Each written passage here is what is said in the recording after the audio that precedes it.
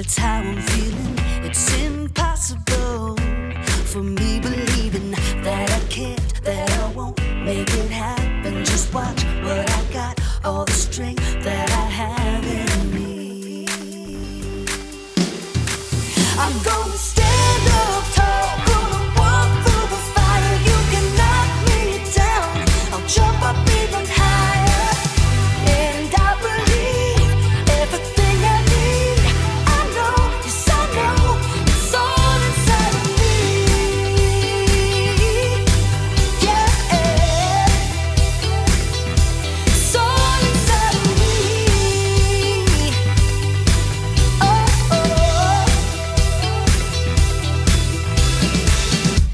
Exceptional is what I'm bringing.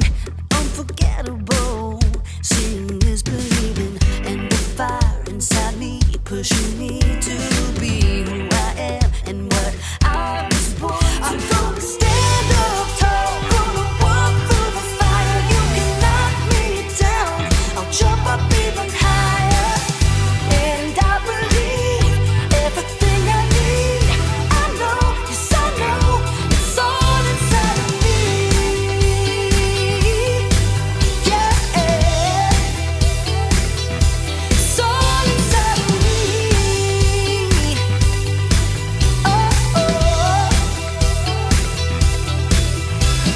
I won't hold back, throw away the doubt. Nothing can stop me now. I won't hold back, throw away the doubt. Nothing can stop me now. I'm gonna stand up tall, gonna walk through the fire. You can knock me down, I'll jump up even higher. And I believe everything I need. I know, yes I know, it's all inside of me. It's all inside of me. It's all inside of me. It's all inside of me. I believe it. I believe it.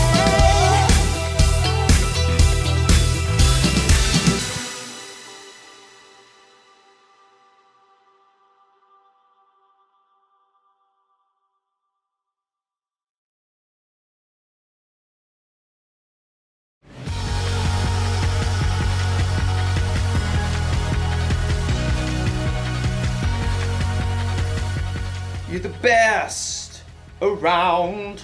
Not gonna feel too good to do. Hey everybody, my name is Graham, and today I'm following in the groundbreaking footsteps of my ancestors. I'm making a mixtape. You see, back in olden times, when someone wanted to listen to music, they needed one of these cassette tapes. And if you were fortunate enough to have one of these dual cassette recorders with high-speed dubbing, you could put up to 90 minutes of your favorite songs onto one rad mixtape. I'm making this mixtape for my friend Erica, who's been running a lot of 5Ks lately. The Eye of the Tiger. And I'm only picking super encouraging songs. That way, Erica will have confidence. Confidence is learning to see yourself the way God sees you. Now, I know what you're thinking.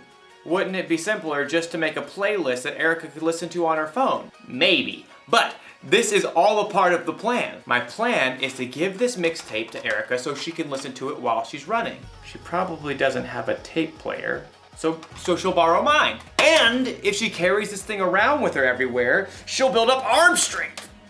Oh, I didn't say it was a good plan. Oh man, another one bites the dust. Sometimes plans don't work out the way you expect. But as you'll see in today's story, sometimes there's a bigger and better plan. Oh. Gotta switch to side 2, I guess. How did people even survive back then? The Bible. It's 66 books of history, stories, letters, and poetry that fit together to form God's one big story. The epic adventure of how He created us and loves us so much that He made a way to rescue us. As we travel through the Bible, from Genesis to Revelation, we discover people who met God and found their lives changed forever. Now, for an amazing story. Inspired by the book of Joshua, chapters 5 and 6. For 40 years, God's people wandered the desert. At last, they reached the land that God had promised them. Joshua led them to the edge of the rushing Jordan River. The priests will carry the ark of the Lord. The ark was a beautiful chest that reminded the Israelites that God was with them. As soon as the priests step into the Jordan, it will stop flowing. Sure enough, as soon as the foot of the first priest touched the edge of the river, the waters parted. God's people crossed on dry land, just as God had led them through the Red Sea 40 years before. God did this so that all the nations on earth would know that He is powerful. Soon after, the Amorites and Canaanites living in the land had heard what God had done. Fearful, they retreated back to their towns, including the high-walled city of Jericho. Oh, great. Like, how do we fight them now? God will show us the way. That evening, Joshua left camp and snuck toward Jericho. The walls loomed impossibly strong. So tall. As he turned, Joshua saw a man standing nearby holding a sword. Who are you? Are you on our side or the side of our enemies? I have come as the commander of the Lord's army. Joshua knelt down, face to the ground. What message does my Lord have for me? Take off your sandals. The place you are on is holy ground. Joshua tugged off his shoes. I have handed Jericho over to you. Joshua listened carefully as the Lord delivered a message, a battle plan unlike any other. Wow. Okay, we'll do it, Lord. Joshua called for the priests. Get the Ark of the Covenant, and I need 7 of you to march in front of the Ark with trumpets. Sorry, just warming up. Joshua gathered the army too. Time to move out. Like, do we get to attack now? March around the city. Just, like, go in circles? Some of you march ahead of the Ark of the Lord, and the rest of you march behind. Can we at least shout and stuff? Hey, Jericho, you guys smell like cheese! Don't give a war cry or raise your voices until the day I tell you to shout. But the priests must blow their trumpets. Forward, march! The entire army, including the priests, marched one time around Jericho, just as the Lord had instructed Joshua. Now can we get them? Back to camp, men. We march again tomorrow. The next morning, the Israelites marched around the city once again. And then on day 3, once again on day 4, not to mention day 5, and once again on day 6. We march again at sunrise. I have blisters. At dawn on the 7th day, the army and priests formed their strange parade once more.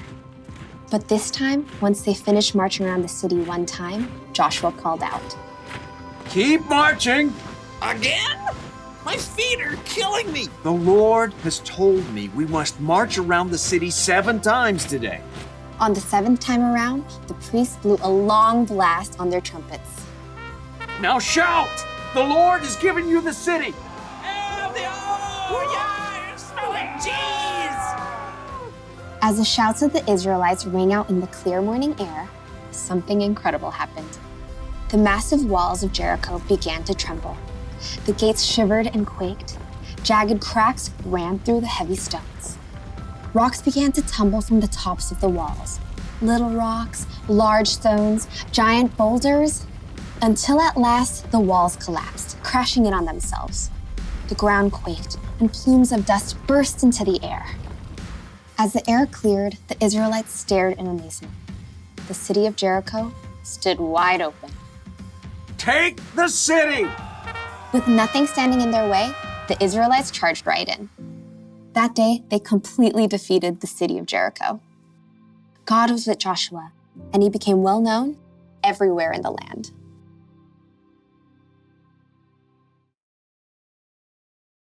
When God told Joshua to take over the city of Jericho, Joshua probably thought of a battle plan. And I bet his battle plan didn't involve marching around the city wall for a week blowing trumpets.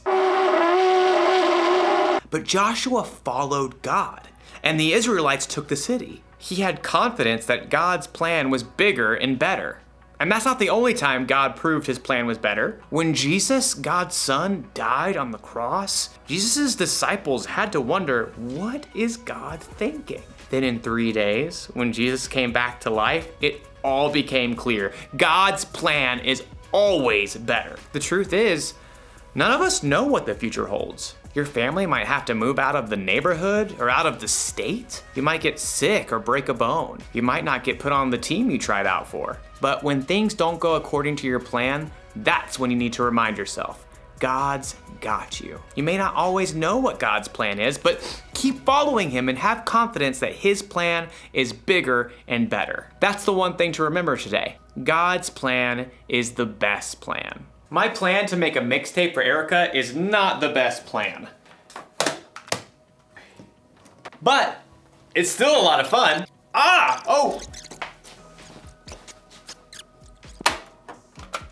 Oh no, it's unraveled. Oh wait, no worries. I've got an idea. Huh? Just like my ancestors. I'll see you next time.